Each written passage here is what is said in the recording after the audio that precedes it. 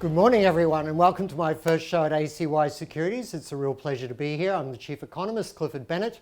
Every morning we are going to give you information and market points that matter and make a difference. And we know your day is busy, so we're going to be as quick as we can with these. Today I'm just going to talk a little bit about what could have been a major historical moment in the course of the US stock market in the past 24 hours.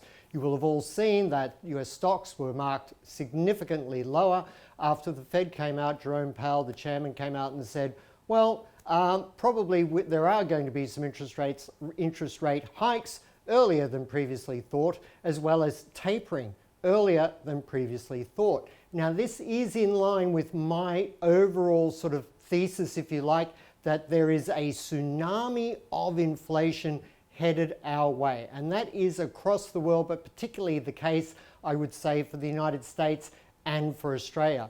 We saw some Chinese data out yesterday, retail sales softening back a little bit, but still above normal levels as people still come out of the pandemic and renew some shopping that they missed out on during that difficult few months that China had last year. So that data suggests, and also unemployment in China settling back towards 5%, which is probably the new normal for China. So China's moving back towards normal. Whereas the United States, really, we have seen some data that's softening. Looking at the housing data, new starts were softening a little bit, and they have been for several months. But the big news, as I said, was the Fed. Now, what did the Fed say? Well, really, the Fed didn't do anything. It didn't change interest rates, and it didn't reduce its bond buying. What it did do was say that it will be raising rates, and it will be discussing seriously in the near future rather than the distant future this thing we all call tapering, which simply means starting to buy less bonds on a monthly basis. And that is an absolute definite, as is raising interest rates. And if you've looked at any interest rate cycle throughout history, once they start going up, they tend to go up for quite a while. Then you combine that all and you overlay it on an economy that probably isn't doing as well as many economists think. And what we're starting to see more and more is various sort of large investment bank economists like ourselves starting to say things that they're surprised that the data was a little weak here today or there.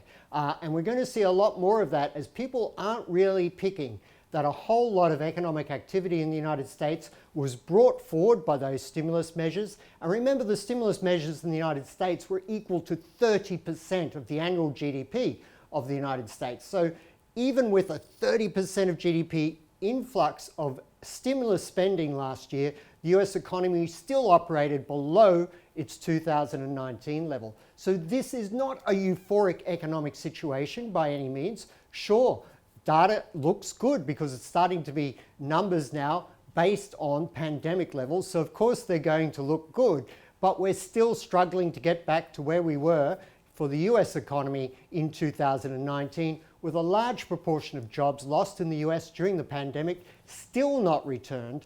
So there is continued high layoff levels in the US. Those new jobless claims, they're a lot lower, but they're still about twice what they used to be, 50 to 150% higher to what they used to be pre-pandemic. So there's a continuing flow of further layoffs. Unemployment has fallen back, but it may stabilize at reasonably high levels around here. The Fed is concerned about that, but this tsunami of inflation I spoke of, that's caused by two things. We all know this: supply chain disruption, and that is getting more and more intense. But mostly, and this is what I haven't heard anyone else saying, so you're hearing it first here on ACY Securities, it's because from the corner store to the global corporation now, you can raise prices. All these businesses, all these small businesses, large corporations, they've realized over the last 6 months that they have a window of opportunity they haven't had since globalization started. Remember, globalization brought competitive price pressures across the world, which meant no one could raise prices without losing market share. All of a sudden, after 10, 15 years of that process, hence low inflation despite quantitative easing in the last crisis in the US, all of that pricing pressure was relieved, if you like, by the pandemic situation. From the corner store to the global corporation, you could raise prices for the first time without it impacting your market share. And that is an opportunity that all these organizations, small and large, seized. That tsunami of inflation will persist long term. Everyone keeps talking about transitory inflationary pressures. No, these are long-term changes in economic behavior by small and large corporations. So we're going to see persistently higher prices. Meanwhile, wage pressures are still reasonably firm, so people are going to have less spending power going forward. And this will have long-term repercussions for the US economy, and I really think what we're going to have is a Federal Reserve, as we are probably in Australia as well with the Reserve Bank and in many central banks around the world, responding far too late to a tsunami of inflation that is not transitory, that is permanent and needs to be addressed now, but people still have relatively high levels of unemployment and recent human tragedy to deal with, and that will retard their decision-making process to raise rates or to go into tapering aggressively. So we're going to see the Fed reacting too slow, too late to this increase in inflation, which we see as permanent, and that means they will overreact. So we're going to have another Fed tightening cycle that is an overreaction too late in the piece, and that will be very heavy on stock prices going forward. So all of that economic discussion was simply leading to this point. We should all be aware and consider that the bull market from 2009, March 2009, may have just ended in the last 24 hours. Thanks very much. We'll talk to you again a little bit later in the day.